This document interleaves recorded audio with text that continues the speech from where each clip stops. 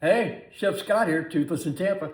Today we're going to be looking at a couple of techniques that we can combine to turn something virtually unpalatable like cauliflower into something creamy and flavorful that we can use either on its own or as an ingredient in some other dish that we want to create.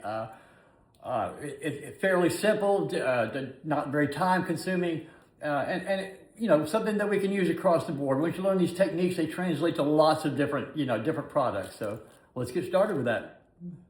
All right, we're going to start here with a head of cauliflower, which we've rinsed, and now we're going to trim. When I say trim, we're going to cut all these excess leaves, all these extraneous bits off of it. So we end up with just the raw chunk of cauliflower at the end. Okay. Now that our cauliflower head has been prepped, rinsed, and trimmed a bit, we're gonna use a technique called parboiling. It's where you pre-boil your ingredient to soften it and to take some of the rough edge off of it. Because baking it, to bake it long enough to do that, you would either burn it or it would get so crunchy it would defeat the purpose itself. Parboiling is simple. You got your pot of boiling water. Add a little salt, because salt makes everything better. We're going to take our cauliflower. We're going to gently lower it into the boiling water so we don't burn ourselves. We're going to put a cover over the top of that, and we're going to give it, say, 5 minutes. And we're going to check it at about 2 or 3 minutes, maybe flip it over so we get a nice even boil across that. And we're looking at you don't want an overly roiling boil, but you want boiling hot water enough to soften the ingredient. Okay, let's give this a look. Oh, that's looking great. Now we're going to take our things. We're going to carefully flip this over so that we get an even boil on the whole thing. Lid back on. We're going to give that another couple of minutes. Okay, that's looking great. What we're going to do now, we're going to turn that off. We're going to transfer this over to a place to drain. We've got our colander here.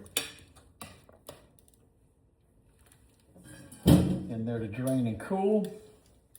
All right, now that our cauliflower has been allowed to drain and cool, we're going to put it in a bowl here. We're gonna add our olive oil to it. Olive oil, perfect addition to any of these things. All right, so we've added our oil. Oil's a really good addition to this. Anything you're going to bake, it gives it that nice outer coating that the heat's going to interact with, give it that great flavor, that great kind of glaze. We're using a gator sprinkle today. I love an odd spice. There's nothing more exciting and fun to me than finding these interesting and fun spices. This one, hot and spicy in that kind of Cajun-y Florida way, but not, overly so. Cauliflower is a relatively bland vegetable, so it really sucks up the spices well. So we're going to take this, we're going to swirl it around a bit, flip it over, a little more spice. Almost can't go too much with the spice with the cauliflower. It's going to give us a good base flavor for when we go to baking it. Okay. Now that we've oiled and spiced our cauliflower, we've got here our baking sheet, a little lined baking sheet. Keep the drips down. I like to use a little rack there. Keeps it up off the thing. That way you get airflow around it. You get a nice, more even bake. We're gonna lay our cauliflower on the top. We're gonna keep all this nice. Don't want to waste all that nice oil with all that spice in it. So we're gonna douse the top there. Doesn't matter if it runs off, all just good flavor. All right, now that we got that set up, we're gonna stick this whole mess into our preheated 425-degree oven. Oh yeah. And we're gonna let that bake 30, 45 minutes until it's brown, but not too crispy, but it turns creamy and wonderful on the inside. All right, give this a little check here. See how it's going? Oh, it's beautiful. That smell, oh my God. That golden brown wonderfulness. As you can see how that comes out there, it's just that beautiful golden brown. Just enough to kind of caramelize the outside just a little bit, but not so much to make it so crunchy that you can't eat it. Oh, it's just beautiful. Look at that, beautiful.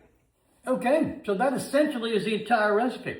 We once again, we've used a little bit of creativity, a couple of common techniques, a boil before a bake, and we've turned this virtually inedible piece of a beautiful vegetable into something that we can palate again, something that's going to give us flavor.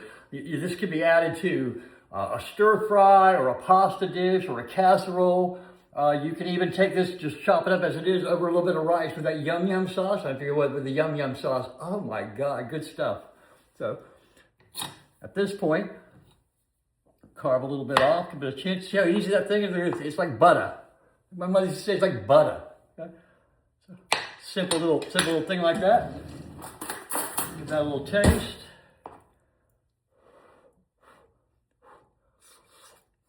Oh, it just melts in your mouth. Yeah, get that burst of flavor, like gator seasoning on it, or any kind of seasoning, whatever works well for you. Like we always say here on Toothless in Tampa, if I can eat it, anybody can. See you next time.